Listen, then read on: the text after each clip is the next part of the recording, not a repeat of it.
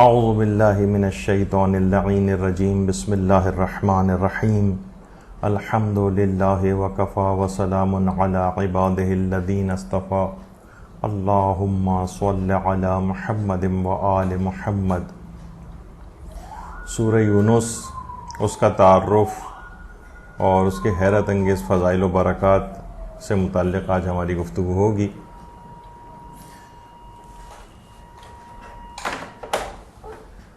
سورہ مبارک یونس قرآن مجید کا 11ویں پارے کا سورہ ہے اور ترتیب نزولی کے اعتبار سے اس کا 50واں یا 54واں نمبر ہے، یعنی نزولی اعتبار سے جب یہ نازل ہوا تھا تو یا تو 50واں یا 54واں نمبر ہے اس کا۔ البتہ جو موجودہ جمع آوری ہے اس کے اعتبار سے یہ قرآن مجید میں 10واں سورہ ہے، موجودہ جمع آوری کے اعتبار سے۔ ویسے تو سورہ یونس مکی سورہ ہے اور البتہ اس کی جو آیات 94 تا 96 یہ مدنی ہے، مکی سورہ ہے، جیسا کہ اس سے پہلے بھی ہم نے گزشتہ سوروں کے تعارف کے اندر یہ بات بتائی تھی کہ مکی یعنی اگر کوئی سورہ مکی ہے تو اس میں کچھ ضروری نہیں کہ تمام کی تمام آیات مکی ہوں، کچھ آیات مدنی بھی ہو سکتی ہیں، مدنی سوروں میں مکی آیات بھی ہو سکتی ہیں۔ تو اس کی جو آیات 94 تا 96 جو ہیں وہ مدنی ہیں، اگرچہ سورہ خود مکی ہے، اور اس میں کل آیات کی تعداد 109 ہے، اور اس سورہ میں 1844 کلمات ہیں اور 7593 الفاظ ہیں۔ یا پھر ان روایات کی روشنی میں بات عرض کر دی جائے جس میں یہ کہا گیا ہے کہ قرآن کے ہر حرف اور لفظ کے اوپر الگ الگ نیکیاں جو ہے ملتی ہیں، تو اس طرح کم سے کم اس سورے کی تلاوت سے 7593 تو صرف نیکیاں کم سے کم جو ہے وہ تو ضرور مومن کے نام اعمال میں جاتی ہیں۔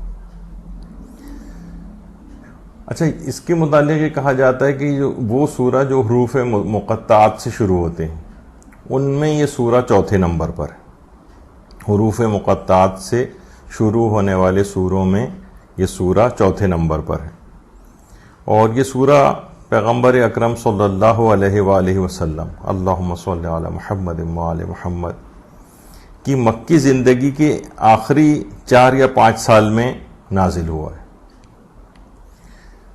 اگر ہم اس سورہ کی فضیلت دیکھیں تو فضیلت سورہ یونس کے اعتبار سے یہ سورہ، پہلی فضیلت اس کی یہ ہے کہ یہ جہالت سے حفاظت کرتا ہے۔ ہمارے چھٹے امام جعفر صادق علیہ السلام یہ بات ارشاد فرماتے ہیں کہ جو شخص ہر 2 یا 3 ماہ میں ایک بار، ہر 2 یا 3 ماہ میں ایک بار سورہ یونس کی تلاوت کرتا ہے تو اسے یہ خوف نہیں ہوگا کہ میں جاہل ہوں، بلکہ قیامت کے دن وہ مقربین میں سے ہوگا۔ تو اس لحاظ سے انسان کو اپنے پاس کیلنڈر میں مارک بھی کر لینا چاہیے کہ ہر 2 یا 3 مہینے میں ایک دفعہ سورہ یونس کی تلاوت کر لے، اور اس اعتبار سے کوئی بہت زیادہ طویل سورہ بھی نہیں ہے، اس کی تلاوت کرنے میں کوئی ایسی بڑی مشکل بھی حائل نہیں ہوگی۔ یعنی یہ سورہ جہالت سے حفاظت کرتا ہے، یعنی اگر کوئی شخص ہر 2 یا 3 مہینے میں ایک بار اس سورہ کی تلاوت کر لے تو اسے یہ خوف نہیں ہوگا کہ قیامت کے روز سے جاہلوں میں شمار کیا جائے، بلکہ قیامت کے دن وہ مقربین بارگاہ الہی میں سے ہوگا۔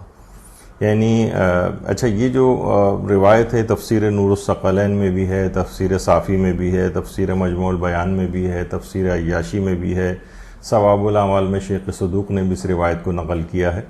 یعنی سورہ قیامت کے روز اس کو جاہلوں میں سے ہونے سے محفوظ رکھے گا، اور یقیناً اس کے جو دنیاوی آثار ہوں گے تو پھر اس میں یہ بھی ہوگا کہ وہ اس دنیا میں بھی انشاءاللہ جہالت سے محفوظ ہوگا اور علم اس کو پروردگار کی طرف سے عطا ہوگا۔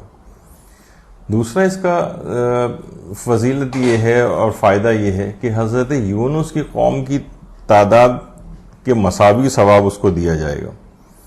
تفسیر برہان میں، تفسیر مجموع البیان میں اور بحار الانوار میں علامہ مجلسی نے بھی اس روایت کو لکھا ہے کہ پیغمبر اکرم ختمی مرتبہ صلی اللہ علیہ وآلہ وسلم ارشاد فرماتے ہیں کہ جو اس سورے کی تلاوت کرے گا اسے حضرت یونس کی قوم پر ایمان لانے والوں اور ان پر ایمان نہ لانے والے جو افراد ہوں گے، یعنی ان کی تمام امت کے برابر مساوی ثواب دیا جائے گا۔ یعنی ان کی قوم میں کچھ افراد ایسے تھے کہ جو ان پر ایمان لائے تھے، جو کچھ زیادہ تر ایسے تھے جو ایمان نہیں لائے تھے، تو حضرت یونس کی پوری قوم جو تھی، جس میں ایمان لانے والے اور ایمان نہ لانے والے دونوں شامل تھے، ان کی قوم کی تعداد کے برابر ثواب اس کو ادا کیا جائے گا، یعنی پوری امت کے برابر ثواب۔ اور امت میں بھی صرف ماننے والے نہیں بلکہ جو ان کا انکار کرنے والے تھے ان کی بھی جو تعداد تھی، یعنی کثرت ثواب اس میں روایت کے اندر بتائی گئی ہے۔ تو اس قدر عظیم ثواب ہے حضرت یونس کی قوم کی پوری تعداد کے مساوی ثواب، سورہ یونس کی جو بھی تلاوت کرے گا۔ پھر اس کا ایک بہت ہی اہم فائدہ یہ ہے جس سے استفادہ کرنا چاہیے، وہ ہے کہ گھر والوں کی اصلاح کرنے والا یہ سورہ ہے۔ تفسیر برہان میں پیغمبر اکرم صلی اللہ علیہ وآلہ وسلم کی ایک روایت ہے، بیان کی گئی ہے، جو اس سورے کو لکھ کر اپنے گھر میں رکھے گا، یعنی سورہ یونس کو لکھ کر اگر گھر میں رکھے اور گھر میں موجود تمام افراد کا نام لے، تو اگر ان میں کوئی عیب ہوگا یا نقص ہوگا تو وہ ظاہر ہو جائے گا، یعنی پھر وہ اپنی اصلاح کر سکے گا۔ یعنی یہ بہت اہم بات ہے کہ جو شخص سورہ یونس کو لکھ کر اپنے گھر میں رکھے اور گھر میں موجود تمام افراد کا نام لے، اگر ان میں کوئی عیب اور نقص ہوگا تو وہ ظاہر ہو جائے گا۔ ظاہر ہونے سے مراد ہر ایک کو پتہ چل جائے گا یہ معنی نہیں ہے، بلکہ وہ اپنی پھر اصلاح کر سکیں گے، معلوم چل جائے گا کہ خرابی کہاں پر ہے، کس طرح سے ہمیں اپنی اصلاح کرنی چاہیے۔ تو یہ بہت اہم اس لحاظ سے سورہ ہے، اور نہ صرف یہ کہ تلاوت کے اعتبار سے ثواب ہے بلکہ اس کو لکھ کر گھر میں رکھنے کا بھی ثواب ہے۔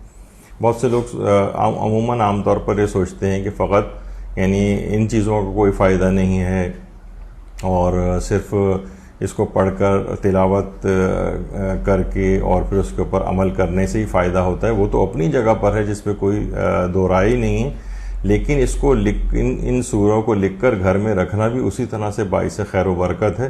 اور ان کو لکھ کر گھر میں رکھنے کے کیونکہ مختلف سورہ ایسے ہیں کہ جن کو لکھ کر رکھنے کے لیے الگ سے روایات بہت زیادہ آئیں، تو اس میں بھی ہے کہ انسان ان چیزوں سے بھی استفادہ کرے اور فائدہ اٹھائے اس سے۔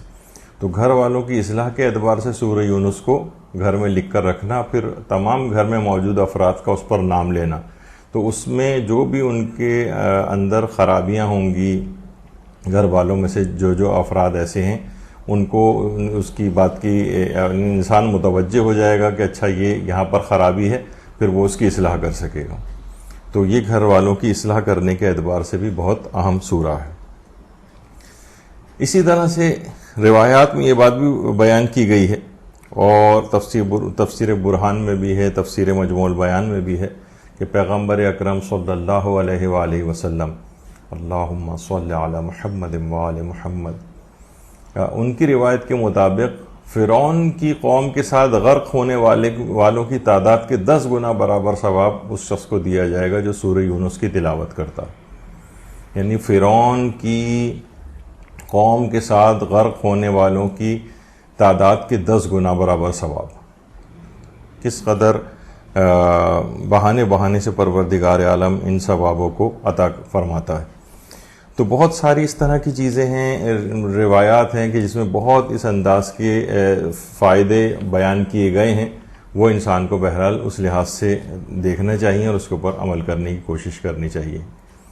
اچھا، پھر ایک اور ہے کہ اگر یہ بھی آئی ہے یہ چیز، جیسے کہ خواص جو کتاب ہے خواص آیات قرآن کریم، جس میں قرآنی آیات کے بہت سارے اس طرح کے خواص جو کہ علماء عرفاء وغیرہ نے ایکسپیرینس کیے ہیں، اس میں یہ ہے کہ اگر کوئی شخص سورہ یونس کی آیت نمبر 12 اگر اس آیت کو کسی نئے برتن پر خالص نیت اور خالص توجہ کے ساتھ لکھے، سورہ یونس کی آیت نمبر 12 یعنی اس آیت کو کسی نئے برتن پر، پرانے برتن پہ نہیں، کسی نئے برتن پر خالص نیت کے ساتھ اور مکمل توجہ کے ساتھ لکھے اور اس تحریر کو روغن زیتون سے محو کرے. یعنی مثلا زعفران وغیرہ سے لکھا اس نے، پھر اس کے بعد صرف ایک ہی آیت لکھنی ہے، آیت نمبر 12، پھر اس کے بعد روغن زیتون سے یعنی اولیو آئل جو ہوتا ہے اس سے اس کو محو کرے، اور پھر اس کو درد کی جگہ پر، اس تیل کو درد کی جگہ پر لگائے تو انشاءاللہ اس کا درد زائل ہو جائے گا. یعنی اگر پاؤں میں کسی جگہ پر اس کو تکلیف ہوتی ہے یا پہلو میں اس کے تکلیف ہوتی ہے، پیٹ میں بھی اگر کسی کو تکلیف ہے اور درد ہے تو اس درد کے لیے بھی یہ اس کی خصوصیت بتائی گئی. یعنی سورہ یونس کی آیت نمبر 12 کو کسی نئے برتن پہ لکھا جائے، خالص نیت، خالص توجہ، پروردگار سے شفا مانگتے ہوئے، چاہتے ہوئے، آئمہ معصومین کا توسل اختیار کرتے ہوئے، اور پھر جو اس نے تحریر لکھی ہے اس کو اولیو آئل سے اس کو صاف کر دے، اور پھر وہ جو آئل ہو اس کو درد کی جگہ کے اوپر لگائے، پیٹ کے درد کی جگہ پر یا پاؤں میں کسی بھی جگہ پر ہو. ظاہر ہے کہ آیت قرآنی تو کوئی نہیں لگائی جا رہی، اور نہ تو کوئی انشاءاللہ پاؤں کوئی نجیس ہوگا کہ جس میں کوئی اس کا شائبہ ہو کہ کوئی توہین کا کوئی پہلو اس طرح سے نہ ہو، لیکن یہ کہ علاج کے لیے پہلو، پیٹ وغیرہ پر بھی وہ تیل اگر لگایا جائے گا تو انشاءاللہ اس کو شفا یابی نصیب ہوگی. اس کو بہت ایکسپیرینس کیا گیا ہے، مجربات ہیں یہ ساری چیزیں جو کہ ایکسپیرینس کی گئی ہیں، تو اس میں بھی یہ بہت فائدہ مند ہے. اچھا، وہ جو آیت ہے سورہ یونس کی آیت نمبر 12 کہ انسان کو جب کوئی نقصان پہنچتا ہے تو اٹھتے بیٹھتے کروٹیں بدلتے ہم کو پکارتا ہے، اور جب ہم اس نقصان کو دور کر دیتے ہیں تو یوں گزر جاتا ہے جیسے کبھی کسی مصیبت میں ہم کو پکارا ہی نہیں تھا. بے شک زیادتی کرنے والوں کے اعمال یوں ہی ان کے سامنے آراستہ کر دیے جاتے ہیں. یہ جو 12ویں آیت ہے یہ اس کو لکھ کر اور پھر اس کے بعد روغن زیتون سے اس کو محو کیا جائے، پھر اس تیل کو درد والی جگہ پر لگایا جائے. تو یہ اس کی 12ویں آیت ہے. اسی طرح سے وضع حمل میں آسانی کے لیے یعنی ڈیلیوری میں آسانی کے لیے یہ بھی کتاب خواص آیت قرآن کریم کے اندر یہ بات آئی ہے کہ سورہ یونس کی آیت نمبر 31 کو اگر خالص ایمان اور بالکل خالص نیت کے ساتھ، یعنی بالکل ایمان اور خالص نیت کے ساتھ وضع حمل میں آسانی کی نیت سے اگر وہ حاملہ عورت خود پڑھے تو اس کا درد بھی کم ہو جائے گا اور وضع حمل میں بہت آسانی پیدا ہو جائے گی. اگر اس کے لیے پڑھنا ممکن نہیں ہے تو کوئی دوسرے افراد اس کو پڑھ سکتے ہیں. بعض لیڈی ڈاکٹرز کے متعلق ہم نے سنا ہے کہ وہ مسلسل اس قسم کی جو بھی وضع حمل میں آسانی کی آیات ہیں یا دعائیں ہیں وہ انہوں نے زبانی یاد کی ہوئی ہیں. جب بھی وہ ڈیلیوری وغیرہ کرواتی ہیں تو مسلسل ان آیات کی تلاوت کرتی ہیں. ایک خاتون اسپیشلسٹ کے متعلق تو میں نے یہاں تک سنا ہے کہ وہ سورہ مریم بھی ان کو زبانی یاد ہے، سورہ مریم کی وہ تلاوت کر رہی ہوتی ہیں اس وقت. تو بہرحال وضع حمل میں آسانی کے لیے جو بھی دعائیں تعلیم کی گئی ہیں، اور یہ ایک نہیں ہے بلکہ بہت زیادہ اس طرح سے متعدد ہیں.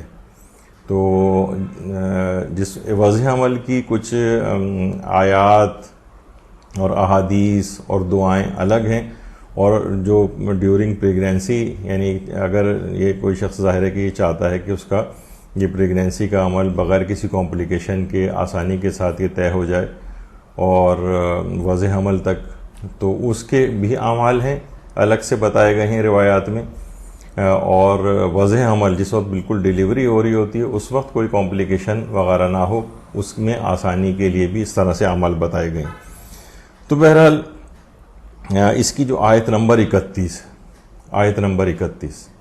اے پیغمبر ان لوگوں سے پوچھو کہ وہ کون ہے جو تمہیں آسمان و زمین سے روزی دیتا ہے، وہ کون ہے جو سمع و بصر سننے اور دیکھنے کی طاقت کا مالک ہے، وہ کون ہے جو زندہ کو مردہ سے نکالتا ہے اور مردہ کو زندہ سے نکالتا ہے، اور وہ کون ہے جو کائنات کا انتظام کر رہا ہے. اس سوال پر وہ ضرور کہیں گے کہ اللہ. پس تم کہو کہ اگر حقیقت حال یہی ہے تو تم کیوں نہیں ڈرتے. یہ اس کی 31ویں آیت ہے سورہ یونس کی. یہ اس موقع پر اگر وہ جس کے ہاں ڈیلیوری ہو رہی ہے وہ عورت خود تلاوت کرے یا اگر اس کے لیے تلاوت کرنا ممکن نہیں ہے یا یاد نہیں ہے یا اس کنڈیشن میں ہے کہ وہ خود نہیں پڑھ سکتی ہے، تو جو بھی اس کے قریب میں ہوں وہ اس آیت کو پڑھیں تو اس کی انشاءاللہ اس کے واضح عمل میں بہت آسانی ہوگی۔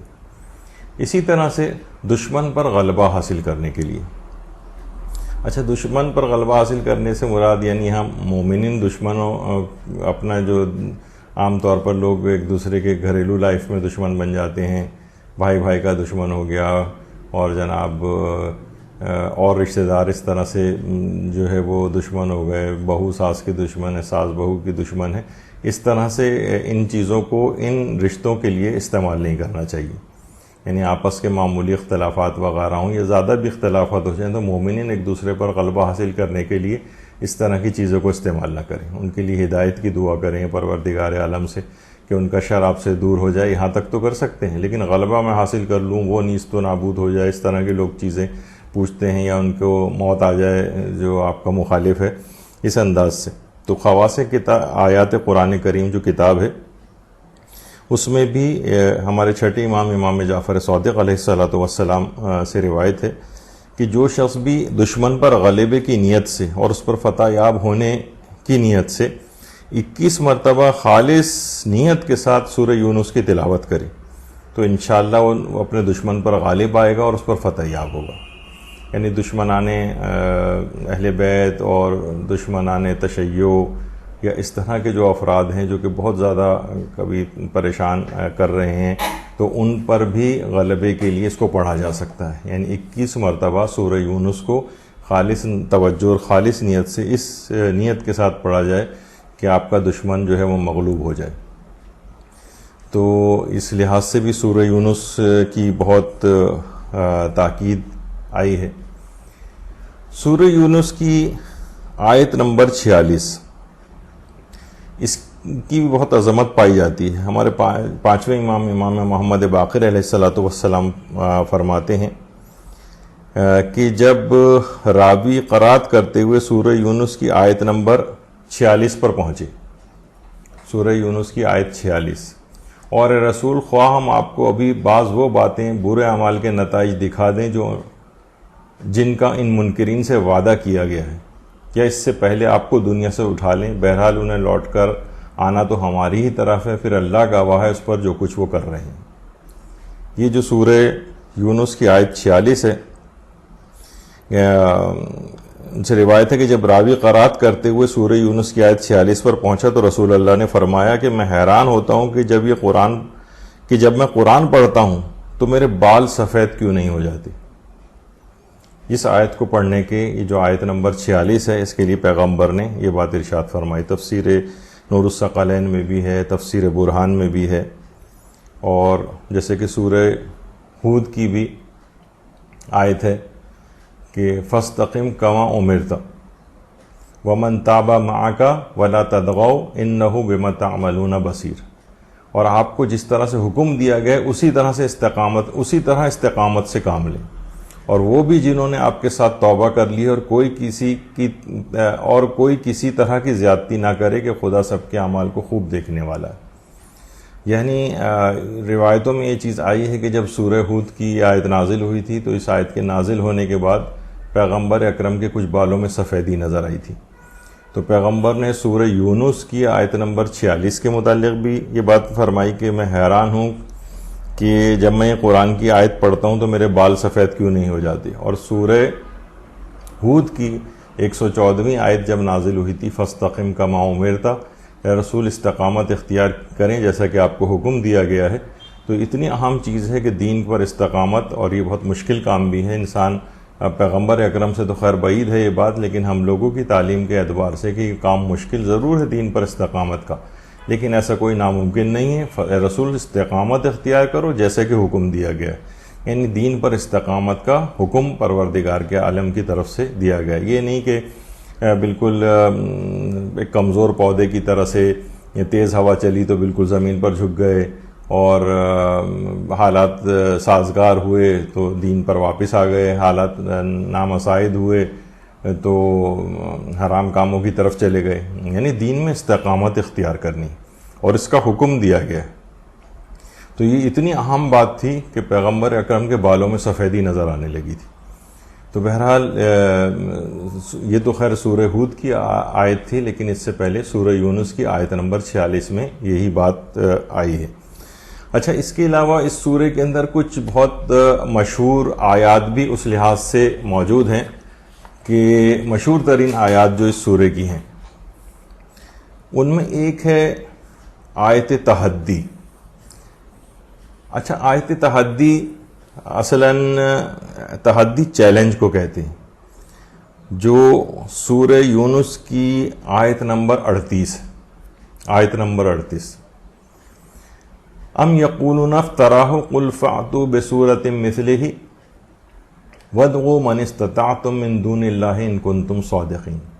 کیا یہ لوگ یہ کہتے ہیں کہ اسے پیغمبر نے خود گڑھ لیا ہے؟ یعنی قرآن کے متعلق پروردگار عالم کہہ رہے کہ اس زمانے میں انہوں نے کہنا شروع کر دیا تھا کہ یہ تو پیغمبر نے خود بنائی ہوئی بات ہے، اللہ کی نہیں.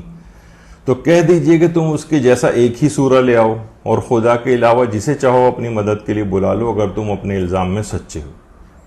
یہ آیت تحدی، اس آیت کے اندر ایک چیلنج کیا گیا ہے، یعنی ایک ہی سورہ بنا کر لے آؤ.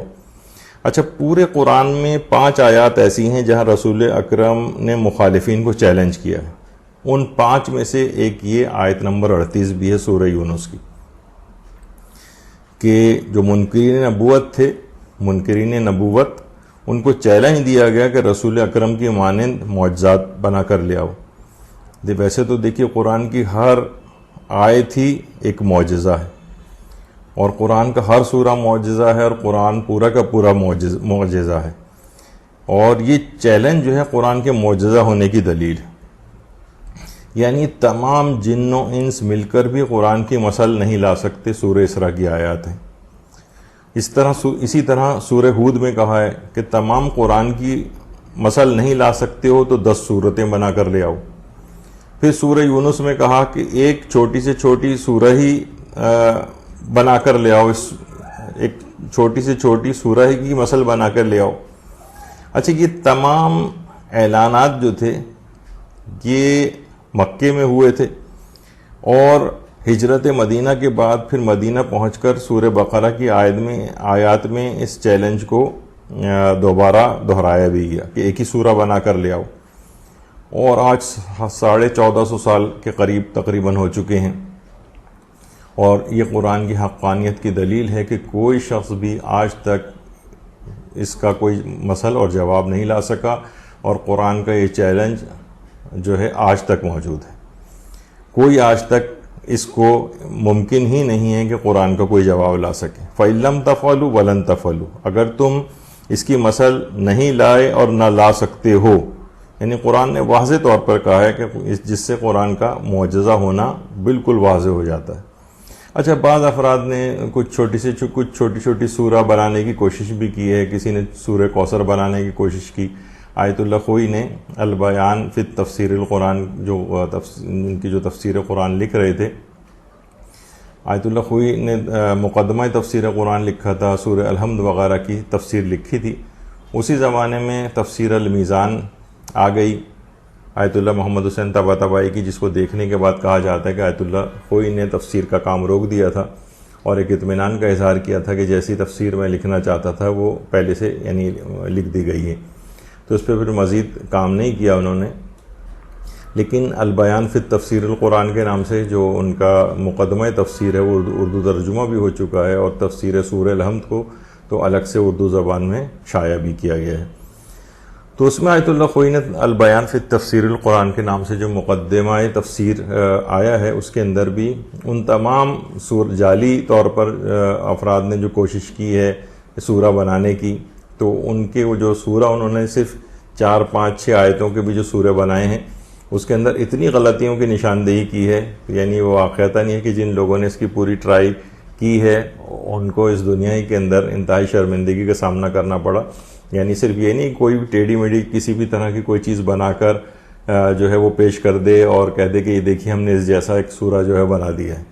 نہیں، وہ اس آیت اللہ خوئی نے تمام اس کے اغلاط بتائی ہیں. اس کے اندر وہ ایک تفصیلی موضوع ہے جو البیان فی تفسیر القرآن کے نام سے جو آپریشن آیت اللہ خوئی نے ان سورہ کا کیا ہے جو جعلی طور پر بنائے گئے ہیں قرآن کے مقابلے میں. تو بہرحال اس کے اندر ان تمام غلطیوں کی نشاندہی کی ہے. تو یہ آیت تحدی جو ہے وہ کہلاتی ہے, جو اس کی مشہور ترین آیت ہے سورہ یونس کی آیت نمبر 38 کہ اگر تم اس قرآن کی مسل نہیں بنا سکتے ہو تو کم سے کم ایک سورہ ہی بنا کر لے آؤ. تو ایک ہی سورہ لے آؤ. اور میں نے جیسے کہا کہ بہت سارے متعدد مقامات پر قرآن میں اس چیلنج کو بار بار دہرایا گیا ہے, جسے آج تک کبھی کوئی اس کا جواب نہیں لا سکا, جو کہ قرآن کے معجزہ ہونے کی دلیل ہے. اسی طرح سے اس کے اندر جو اس کی مشہور ترین آیات ہیں ان میں سے ایک آیت ظن ہے. آیت ظن, ان الظن وما يتبع اکثرهم الا ظنا ان الظن لا یغنی من الحق شیئا ان اللہ علیم بما یفعلون. 36ویں آیت. اور ان کی اکثریت تو صرف خیالات کا اتباع کرتی ہے, جبکہ گمان حق کے بارے میں کوئی فائدہ نہیں پہنچا سکتا, بے شک اللہ ان کے اعمال سے خوب واقف ہے. اچھا, اب یہ دیکھیے کہ آیت نمبر 36 جو ہے یہاں پر یعنی گمان اور ظن جو ہے یہ کسی بھی چیز کو, کسی حق بات کو ثابت نہیں کرتا. اس میں بہرحال ایک ہمارے ہاں ایک اصول فقہ کا بھی ایک قاعدہ اور ایک بحث ہے. یعنی اس آیت میں ظن و گمان پر عمل کرنے کی ممانعت ہے, لیکن ماہرین اصول فقہ جو ہیں وہ یہ بات واضح کرتے ہیں کہ ہر قسم کے ظن کی ممانعت نہیں کی گئی ہے, کیونکہ فقہ کے اندر ہم دیکھتے ہیں کہ بہت سارے ظن ایسے ہیں کہ جن کو حجت مانا گیا ہے, جن کے اوپر عمل کو جائز جو ہے وہ سمجھا گیا ہے. البتہ جو اصول دین ہیں, توحید, عدل, نبوت, امامت, قیامت, اس پہ مکمل یقین ہونا چاہیے. اور اس میں یہ نہیں کہ صرف ایک ظن سے کام نہیں لینا چاہیے, یعنی اصول دین کے اندر یقین ہو, ظن نہیں ہونا چاہیے. اور جن عقائد کا علم یعنی حاصل کرنا ضروری ہے, جن کے متعلق واجب ہے کہ ان کو حاصل کیا جائے, ان کے بارے میں بالکل یقین ہونا چاہیے, تقلید کے ذریعے بھی نہیں ہونا چاہیے. البتہ یہ کہ جو عام طور پہ کہا جاتا ہے کہ عقائد کے اندر تقلید نہیں ہوتی, یہ خود ایک ذرا تفصیلی موضوع ہے, اور تمام عقائد کی بات نہیں ہے, کیونکہ بہت سے عقائد اس طرح سے ہیں کہ ہم علماء سے دریافت کرتے ہیں کہ اس میں صحیح عقیدہ کیا ہے, پھر ان کی بات پر اطمینان ہو جاتا ہے تو ہم اس کو اپنا عقیدہ بناتے ہیں. البتہ وہ اصول دین کے متعلق بات ہے کہ اگر اصول دین میں بالکل یقین ہونا چاہیے آپ کو, اور وہ تقلیدی نہیں ہونا چاہیے. مثلا ہم یہ نہیں کہیں گے کہ توحید کو ہم اس وجہ سے مان رہے ہیں کہ مثلا آیت اللہ سیستانی نے کہا ہے, یا مثلا قیامت کو ہم اس وجہ سے مان رہے ہیں کہ انہوں نے کہا ہے. تو اس وجہ سے نہیں, بلکہ اس کے لیے ذاتی طور پر آپ کو یقین ہونا چاہیے. کچھ علماء اس میں دلیل کی بھی بات کرتے ہیں, جو کہ ایک الگ بہرحال موضوع ہے. یعنی جو ظن ہے یعنی یقینی بات نہیں ہے, وہ حق بات کو ثابت نہیں کرتی ہے. لیکن بہرحال یہ کہ یہ ہمارے ہاں تھوڑے سے ایک بات اور بتا دی جائے کہ ظن کیا چیز ہوتی ہے, آپ کو سمجھانے کے لیے اس لحاظ سے بات کہی جا سکتی ہے کہ دیکھیے عام طور پر علماء اس کو اس طرح سے بھی بیان کرتے ہیں کہ جیسے وہم ہے, وہم 0% خیال کو کہتے ہیں, وہم 0%, یعنی بالکل ایک ایسے ہی آپ کو دل میں ایک وسوسہ سا پیدا ہو رہا ہے, اس کی کوئی اہمیت نہیں. عام طور پر لوگ وہم کو ہی شک سمجھنے لگتے ہیں, جبکہ ایسا نہیں. وہم 0% خیال ہے, اور مثلا 1% سے لے کر 49% تک کا خیال ہوتا ہے, اسے احتمال کہتے ہیں. احتمال. اچھا, کبھی کبھار احتمال عقلائی بھی ہوتا ہے, اس کی بھی بڑی اہمیت ہوتی ہے. عقلاء کے نزدیک اس کا احتمال, یہ بھی شریعت کے بہت سارے مسائل کے اندر حجت سمجھا جاتا ہے کہ احتمال عقلائی اگر ہے تو اس کے مطابق عمل کیا جائے گا. اچھا, 50% جو خیال ہوتا ہے اس کو شک کہتے ہیں. ایسا یعنی شک کہتے ہیں ایسا خیال جس کے دونوں پہلو بالکل برابر ہوتے ہیں, 50%. اچھا, اسی طرح سے 51 سے لے کر 98% تک کا خیال ہوتا ہے, اسے عام طور پر ظن کہا جاتا ہے. یہ سمجھانے کے لیے پرسنٹیج ہے, یعنی 51 سے 98% تک کا خیال, اور 99% خیال اسے اطمینان کہتے ہیں, اور 100% خیال کو یقین کہتے ہیں. تو 0% جو خیال ہوتا ہے وہ وہم ہے، 1 سے لے کر 49% تک کا خیال احتمال ہے، 50% شک ہے، 51 سے 98% تک کا ظن ہے، 99 اطمینان ہے، 100% یقین ہے۔ تو یہ چیزیں اس وجہ سے بھی بتائی گئی ہیں کہ فقہی مسائل کے اندر یہ چیزیں آتی ہیں عام طور پر۔ اچھا، اسی کے اندر جیسے اس میں مثال اب دی جا سکتی ہے کہ یہ ظن کی بات ویسے تو عقائد وغیرہ میں نہیں چلتی لیکن فقہ میں چلتی ہے۔ مثلا کہا جاتا ہے کہ اصول ہے ہمارے ہیں کہ رکعات جو ہیں نماز کی ان کا ظن یقین ہے اور افعال کا ظن شک ہے۔ یعنی نماز میں 2 طرح کی چیزیں ہوتی ہیں، ایک تو رکعات ہوتی ہیں اور ایک افعال ہوتے ہیں، مثلا رکوع ہے، سجدہ ہے۔ تو علماء یہ بیان فرماتے ہیں اگر کسی کو رکعات میں ظن ہو جائے، مثلا اگر وہ نماز کوئی شخص پڑھ رہا ہے اور اسے یہ شک ہو جائے کہ میری تیسری رکعت ہے یا چوتھی رکعت، اچھا اگر 100% دل کی بات ہو تو پھر تو وہ شک ہوگا ہی نہیں، اپنے یقین کے مطابق عمل کرے گا، ظاہر ہے اس کے مطابق نماز پڑھے گا۔ لیکن اگر اس کو شک ہو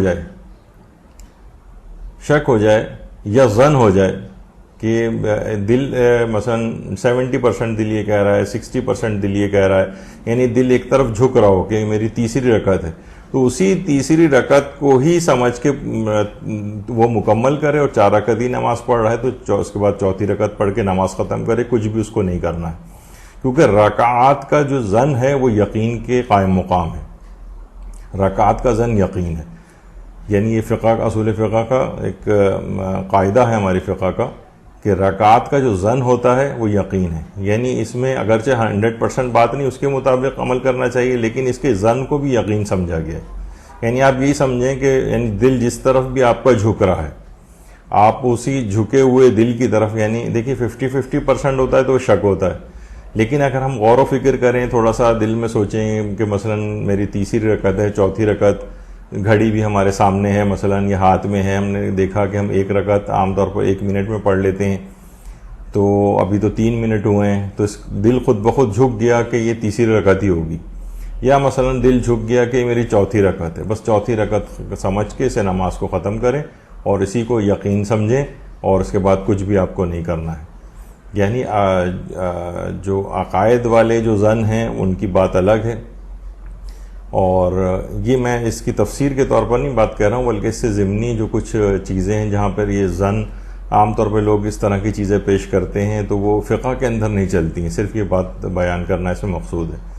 رکعات کا ظن یقین ہوتا ہے۔ اچھا، اسی طرح سے افعال کا ظن شک ہے، یعنی افعال مثلا اگر آپ سجدہ کر کے بیٹھے اور اب یہ شک ہونے لگا پتہ نہیں میں نے 1 سجدہ کیا ہے یا 2 سجدے کیے، یہ فعل تھا آپ کا، افعال میں آتا ہے سجدے، اب 2 سجدے کرنا ہے آپ کو، اب آپ کو پتہ نہیں 1 کیا ہے یا 2 کیا ہے، تو افعال کا جو ظن بھی یعنی 90% بھی دل کہہ رہا ہے، 95% بھی دل کہہ رہا ہے کہ میں نے 2 کر دی، تب بھی اس کو یقین نہیں سمجھا جائے گا، بلکہ سمجھا جائے گا کہ شک ہی ہے اور 1 سجدہ آپ کو اور کرنا پڑے گا۔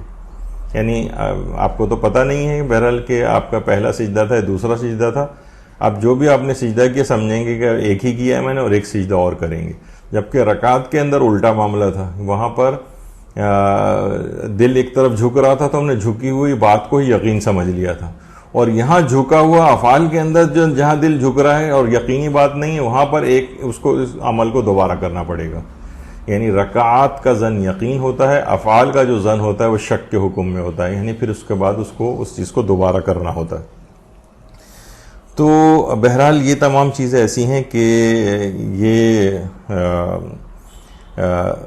عام طور پر نمازوں کے اندر بھی یہ چیز پیش آتی ہے۔ اسی طریقے سے قرآن کے متعلق جیسے کہا جاتا ہے کہ قرآن قطعی الصدور و ظنی الدلالہ ہے، یعنی قرآن جو ہے یعنی قطعی طور پر ایک لفظ اس کا وہی ہے جو پروردگار عالم نے نازل کیا ہے، یعنی ہم ایک چیز کے متعلق سے ایک آیت ایک حرف کے متعلق کہہ سکتے ہیں کہ یہی اعتقاد رکھنا ہے کہ یہ پروردگار عالم کی طرف سے ہے۔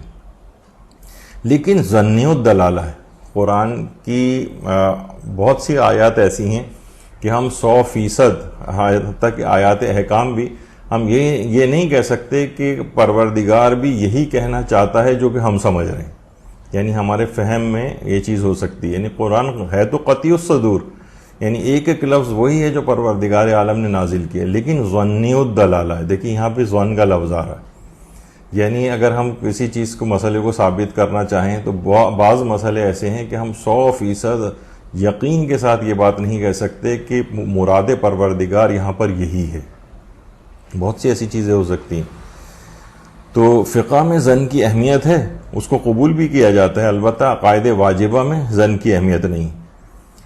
اچھا، اسی طرح سے ایک چیز ہوتی ہے ظن قوی، یعنی سمجھے وہ 97-98% تک کا خیال جو ہوتا ہے.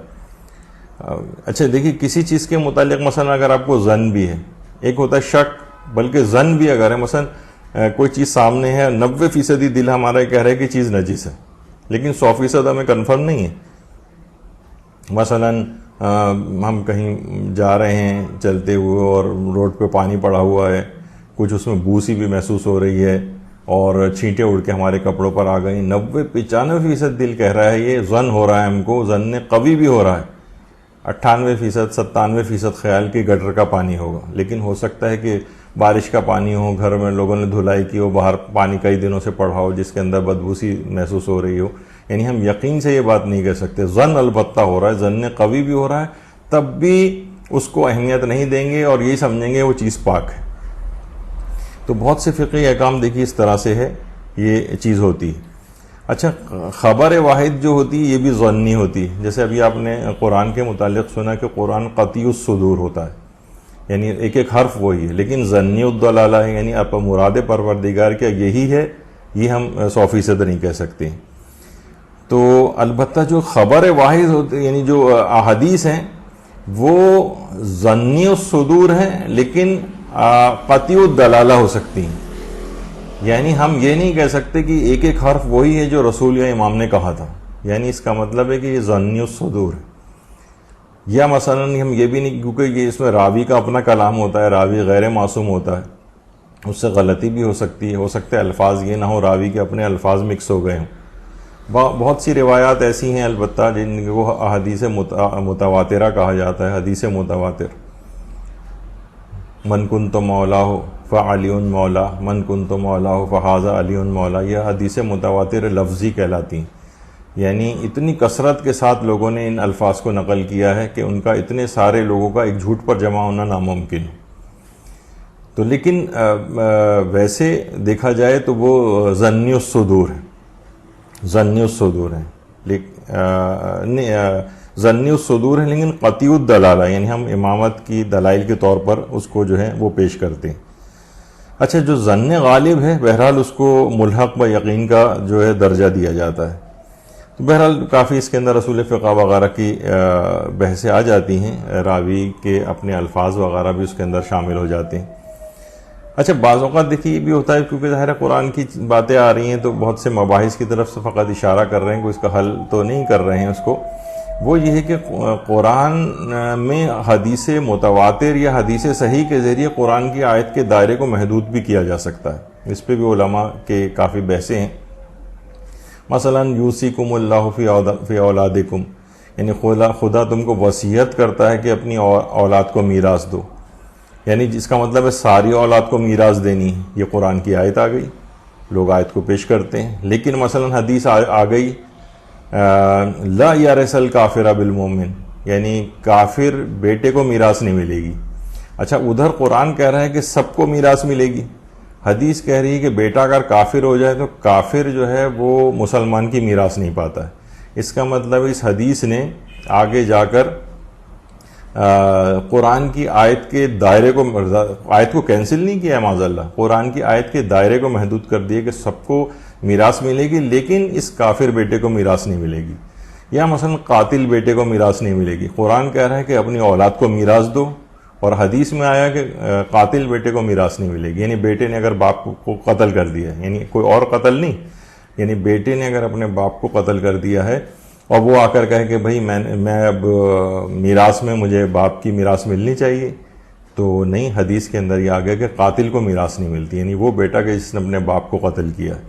تو یہاں پر بہرحال ایک بحث ہے کہ جو حدیث ظنی الصدور ہے اور قرآن جو ہے وہ قطعی الصدور ہے، تو ایک ظنی الصدور قطعی الصدور میں تخصیص کیسے کر سکتی ہے؟ خیر یہ بڑے علماء کی بحثیں ہیں. بہرحال ان کے نتیجے کچھ یہ ہیں کہ حدیث متواتر اور حدیث صحیح جو ہے وہ قرآن کی آیت میں یعنی اس کے دائرے کو محدود کر سکتی ہے، کیونکہ قرآن بھی ظنی الدلالہ ہے، خبر واحد بھی ظنی الدلالہ ہے. تو بہرحال اس میں پھر علماء کی بحثیں وغیرہ ہیں. تو آپ نے دیکھا کہ بہرحال یہ ایک صرف ظن کی ایک بحث ہے، اور اس میں پورے علماء نے اصول فقہ کے کتنے قواعد اس کے اندر اس میں بحث ہوتی ہے. اس لحاظ سے وہ افراد جو کہ صرف قرآن کے ظواہر کو صرف ظاہری آیت کا ترجمہ دیکھ کے مسائل کو خود سے ہی اخذ کر رہے ہوتے ہیں، تو ان کے لیے کتنی ایک آگ سے کھیلنے والی بات ہے کہ اس میں کتنی پیچیدگیاں بھی ہیں، اس میں دوسری روایات اور احادیث میں قوانین، اصول، قواعد پائے جاتے ہیں. تو لہٰذا ایک اجتہادی معاملات ہیں اس کے اندر، جس میں قرآن کو بھی لیا جاتا ہے. لوگ قرآن بس براہ راست پڑھ کے خود سے جو مسائل اخذ کرتے ہیں، یہ بالکل غیر صحت مندانہ قسم کا ایک رویہ ہے جس کی مذمت کی جانی چاہیے. عام لوگوں کے بس کی بات نہیں ہے کہ وہ احکام کو اس طرح سے قرآن سے نکالیں. اس میں بہت پیچیدگیاں ہیں، ایک لفظ کے اوپر بحث ہوتی ہے، اس سے ٹکرانے والی بہت ساری چیزیں دیکھی جاتی ہیں، احادیث دیکھی جاتی ہیں. پھر دیکھا جاتا ہے یہ چیز قرآن سے ٹکرا بھی رہی ہے نہیں ٹکرا رہی ہے. بعض اوقات ہم سمجھ رہے ہوتے ہیں کہ ٹکرا رہی ہے، لیکن وہ ٹکراؤ نہیں ہوتا. بہت سے لوگ یہ بات کرتے ہیں کہ جناب وہ حدیثیں جو قرآن سے ٹکرائیں انہیں دیوار پر دے مارنا چاہیے، حدیثیں پیش کرتے ہیں. لیکن اصلاً وہ ان کا فہم ہوتا ہے جو وہ ٹکراؤ کو محسوس کر رہا ہوتا ہے، وہ قرآن سے ٹکرا نہیں رہی ہوتی. جیسے یہی ہے کہ اپنی اولاد کو میراث دو، اور وہ استثناء بیان ہو رہا ہے روایت کے اندر کہ کافر کو نہیں ملے گی اور قاتل کو نہیں ملے گی. اب یہاں پر ٹکراؤ نہیں ہے، یہ ہمارا فہم ہے جو کہ ٹکراؤ کو سمجھ رہا ہے. اصلاً ہم اس وجہ سے کہ صرف اپنے فہم کی وجہ سے یا سوء فہم کی وجہ سے حدیث کو ٹھکرا رہے ہوتے ہیں، جبکہ یہ غلط ہے. ہوتا ہے عام افراد کے بس کی بات نہیں کہ اس طرح کی چیزوں کے اندر وہ گرفتار ہوں. اچھا، اسی طریقے سے اس میں ایک آیت ہے وَآخِرُ دَعْوَانَا أَنِ الْحَمْدُ لِلَّهِ رَبِّ الْعَالَمِينَ. یہ تو خیر نہیں ہے، آیت یہ ہے وَآخِرُ دَعْوَاهُمْ أَنِ الْحَمْدُ لِلَّهِ رَبِّ الْعَالَمِينَ. اچھا، تقاریر میں یہ آیت خطبوں میں یا پیغامات کے آخر کے اندر عام طور پر پڑھی جاتی ہے، لیکن اجتماع میں اگر پڑھا جائے تو آخر و دعوانا کر دیتے ہیں تاکہ وہ اجتماعی دعا کے اندر تبدیل ہو جائے. لیکن ویسے آیت ہے تو ان ترجمہ یہ ہے کہ وہاں ان کا قول یہ ہوگا کہ خدایا تو پاک اور بے نیاز ہے، اور ان کا تحفہ سلام ہوگا، اور ان کا آخری بیان یہ ہوگا کہ ساری تعریف خدائے رب العالمین کے لیے. وآخر دعواہم ان الحمد للہ رب العالمین، یا جس کو خطبہ وغیرہ وآخر دعوانا ان الحمد للہ رب العالمین، یہ بھی مشہور اس کی آیات کے اندر سے ایک ہے. اچھا، اسی طرح سے اس کی ایک آیت نمبر 64 ہے جس کے اندر متقین کی صفات بیان کی گئی ہیں. لہم البشری فی الحیات الدنیا وفی الآخرہ لا تبدیل لکلمات اللہ ذالک هو الفوز العظیم. ان کے لیے زندگانی دنیا اور آخرت دونوں مقامات پر بشارت اور خوشخبری ہے، اور کلمات خدا میں کوئی تبدیلی واقع نہیں ہو سکتی، اور یہی در حقیقت عظیم کامیابی ہے. یہ بھی اس کی مشہور آیات میں سے آیت نمبر 64 کہ جس کے اندر متقین کی صفات بیان کی گئی. یعنی انسان تقوی و پرہیزگاری کو اختیار کرے تو کیا ہے کہ زندگانی دنیا اور آخرت دونوں مقامات پر بشارت اور خوشخبری اس کے لیے ہوگی. واقعتاً قرآن کی ان آیات میں انسان غور کرے کہ تقوی اختیار کرنے میں یعنی دنیا کی زندگی میں بھی اس کے لیے بشارت اور خوشخبریاں ہیں، اور آخرت کی زندگی کے اندر بھی بشارت اور خوشخبریاں ہیں، اور کلمات خدا میں کوئی تبدیلی واقع نہیں ہو سکتی. یعنی جو وعدہ اس نے متقین کے ساتھ کیا ہے وہ ضرور اس کو پورا کرے گا، اور یہی در حقیقت عظیم کامیابی ہے. کامیابی یہ نہیں ہے کہ ہم فقط یہاں دنیاوی طور پر کچھ چیزوں کو، عہدوں کو یا کسی مقام اور مرتبے کو حاصل کر لیں، بلکہ اصل کامیابی یہ ہے کہ انسان آخرت کے اندر کامیاب ہو جائے، بلکہ دنیا کی حیات میں بھی کامیابی ہو. یعنی نہیں کہ یہاں پر اسی طرح سے اس کو قسمہ پرسی کی حالت میں رہنا ہے اور بس وہ کہے کہ یار بس میں نماز و روزہ ہی کر رہا ہوں. نہیں، دنیا بھی بہترین گزارے اور آخرت میں بھی اس کو کامیابی ملے، یہ ہے اصلاً اور عظیم کامیابی. اگر یہاں پر کچھ سختیاں، پریشانیاں اور کچھ چیزیں اس کو ایسی جھیلنی بھی پڑ جائیں کہ مکمل دنیا حاصل نہیں ہو سکے، تب بھی آخرت تو انشاءاللہ اس کو مکمل حاصل کرنے کی کوشش کرنی چاہیے. اصلاً فوز العظیم، عظیم ترین کامیابی ہے. اس کو انسان کو سمجھنا چاہیے. یہ اس آیت کا. پھر اس کے علاوہ اس میں جو اس کی آیت نمبر 15 کہ اور جب ان کے سامنے ہماری آیات کی تلاوت کی جاتی ہے تو جن لوگوں کو ہماری ملاقات کی امید نہیں ہے وہ کہتے ہیں کہ اس کے علاوہ کوئی دوسرا قرآن لائیے یا اس کو بدل دیجئے. تو آپ کہہ دیجئے کہ مجھے اپنی طرف سے بدلنے کا کوئی اختیار نہیں ہے. میں تو صرف اس امر کی اتباع کرتا ہوں جس کی میری طرف وحی کی جاتی ہے. میں اپنے پروردگار کی نافرمانی کروں تو مجھے ایک بڑے عظیم دن کے عذاب کا خوف ہے. یعنی اس طرح کی جو یہ آیات ہیں اس کے اندر پیغمبر اسلام کو بعض افراد تھے کہ جو اس طرح سے کہا کرتے تھے کہ قرآن کے اندر جو ہے وہ یعنی جب پیغمبر اسلام اکرم قرآن کی تلاوت فرماتے تھے تو لوگ اسے قبول نہیں کرتے تھے اور کہتے تھے کوئی اور قرآن لے آؤ یا اس قرآن کو تبدیل کرو. پیغمبر اکرم فرماتے تھے کہ یہ بات میرے اختیار میں نہیں ہے. اگر میں اپنے پروردگار کی نافرمانی کروں گا تو میں تو عذاب میں مبتلا ہو جاؤں گا. کہا روایات میں بات ملتی ہے کہ آیت اس وقت نازل ہوئی کہ جب عبداللہ ابن ابی جو مشہور منافق تھا اور ولید ابن مغیرہ اور عمر ابن عبداللہ وغیرہ انہوں نے پیغمبر اکرم سے کہا تھا کہ ہمارے لیے ایسا قرآن لے کر آئیں جو ہمیں لات و منات و حبل کی پرستش سے منع نہ کرے. یعنی تبدیلی کر دیں قرآن کے اندر. یہ تو قرآن منع کر رہا ہوتا ہے نا. پیغمبر اکرم نے کہا مجھے تو اپنی طرف سے بدلنے کا کوئی اختیار ہی نہیں. میں تو فقط اس امر کی اتباع کرتا ہوں جس کی میری طرف وحی کی جاتی ہے. میں اپنے پروردگار کی اگر نافرمانی کروں گا اس قرآن کو بدلوں گا تو مجھے ایک بڑے عظیم دن کے عذاب کا خوف ہے. خود بدلتے نہیں قرآن کو بدل دیتے ہیں. وہ ہیں کتنے فقیہان حرم بے توفیق جو علامہ اقبال نے کہا ہے. یعنی انسان بعض اوقات قرآن کو بدلنے کی کوشش کرتا ہے. وہ چاہتا ہے کہ جو میرا عقائد اور نظریات ہیں وہ قرآن ان کی تائید کرے. یعنی خود قرآن کی بات کی تائید نہیں کر رہا ہوتا بلکہ جتنے بھی دیکھیں کہ باطل فرقے بھی ہیں وہ اپنے عقائد کے استناد کے لیے قرآن کی آیات ہی کو پیش کرتے ہیں توڑ مڑوڑ کر. تو بہرحال یہاں پر یہ بھی مشہور اس کی آیات میں سے ایک آیت ہے. اچھا اسی طرح سے اس میں مختلف تاریخی واقعات بھی بیان کیے گئے ہیں. مثلا داستان حضرت نوح بیان کی گئی ہے.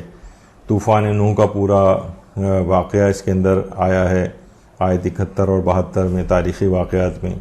اسی طرح سے مثلا داستان موسیٰ وہ آیات جو اس کی 75 سے لے کر 92 تک ہیں اس میں فرعون اور ساحروں کے ساتھ جو مقابلہ ہے حضرت موسیٰ کے واقعات میں وہ اس کے اندر آئے ہیں اسی سورہ میں جو کہ اس میں پڑھے جا سکتے ہیں.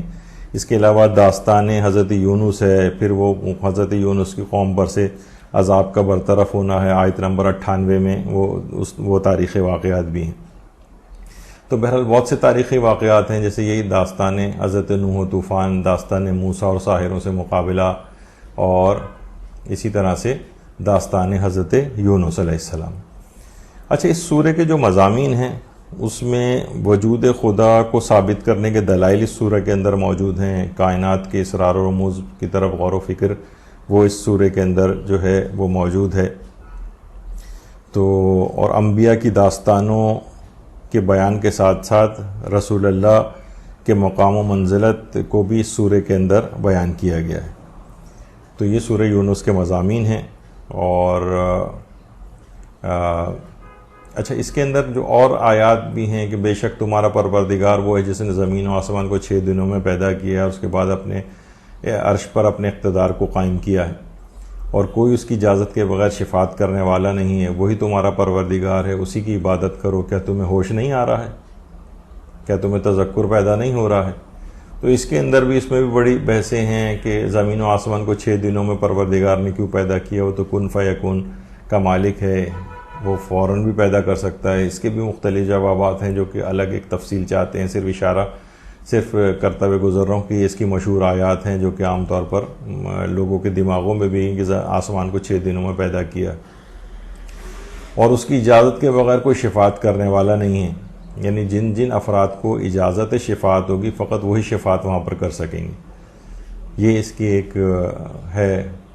اچھا پھر آخرت کی زندگی اور دنیا کی زندگی کی باتیں بیان کی گئی ہیں کہ مثلا دنیاوی زندگی کی مثال اس پانی جیسی ہے جسے ہم نے آسمان سے برسایا اور زمین سے وہ نباتات پیدا ہوئیں، پودے وغیرہ، جن کو انسان اور مویشی سب کھاتے ہیں، یہاں تک کہ جب زمین اپنی زیب و زینت کو لے چکی اور فصل کے سبزہ زار سے آراستہ ہو گئی اور اس کے مالک سمجھے کہ انہیں اس فصل پر قابو حاصل ہے، جب چاہیں گے کاٹ لیں گے، تو ایک دم رات یا دن کو ہمارا حکم آ گیا تو ہم نے اسے اس طرح سے کاٹ کے رکھ دیا کہ گویا وہاں کل کچھ تھا ہی نہیں۔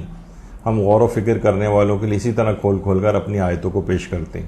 یعنی اس میں دنیاوی زندگی کی مثال یہاں پر بیان کی گئی ہے۔ انما مثل الحیات الدنیا کماء انزلناہ من السماء، یعنی دنیاوی کی مثال اس پانی کی سی ہے، یعنی آسمان سے برسا رہا ہے، زمین پیدا ہو رہی، سب کھا رہے ہیں، فصل تیار ہو گئی ہے، وہ سوچ رہے ہیں کہ ہم جب چاہیں کاٹ لیں گے، لیکن اچانک سے حکم خدا آ گیا اور سب ختم ہو گیا۔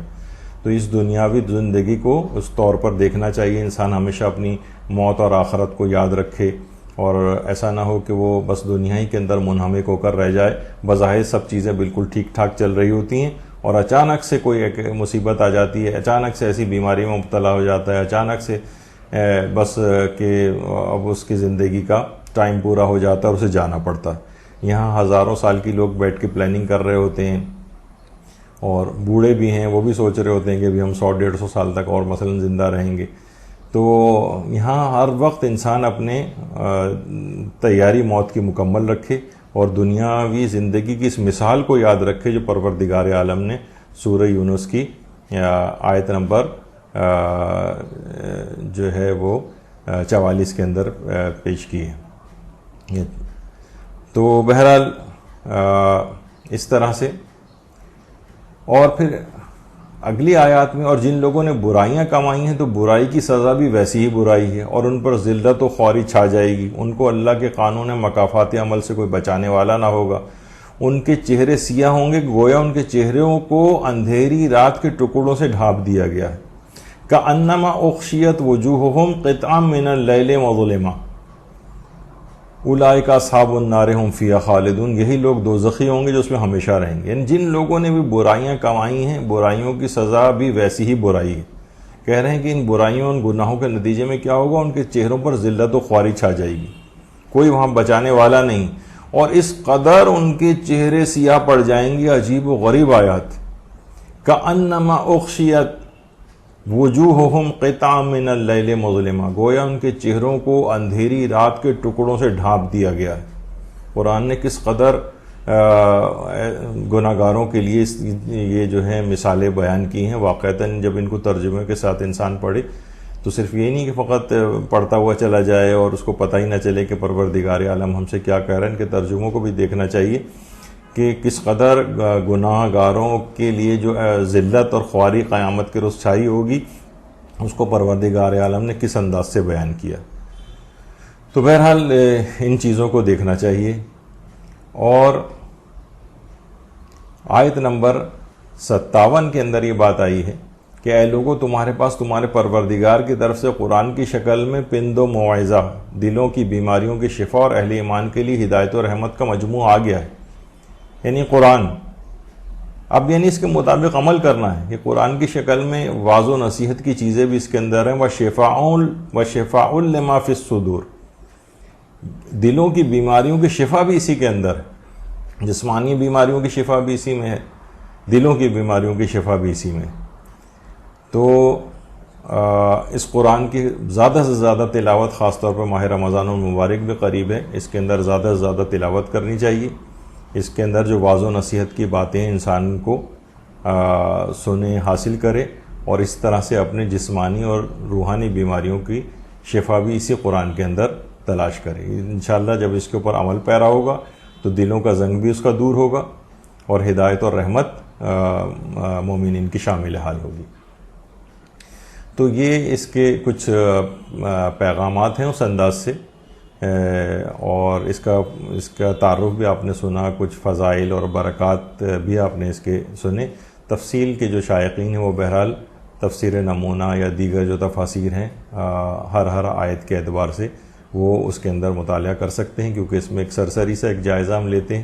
تو یہ آپ کے سامنے اس کے اندر کون کون سی آیات، مشہور آیات کون سی ہیں، آیات کی فضیلت جو ہے وہ کیا ہے، خود اس سورے کی اپنی فضیلت کیا ہے، اس کی بہت سی انڈیویجول آیتوں کے اندر کون کون سے فقہی اور اصول فقہ کے قوانین وغیرہ ہیں، یہ سب چیزوں کا ایک ہلکا سا ایک اشارہ کرتے ہوئے ہم گزرے ہیں۔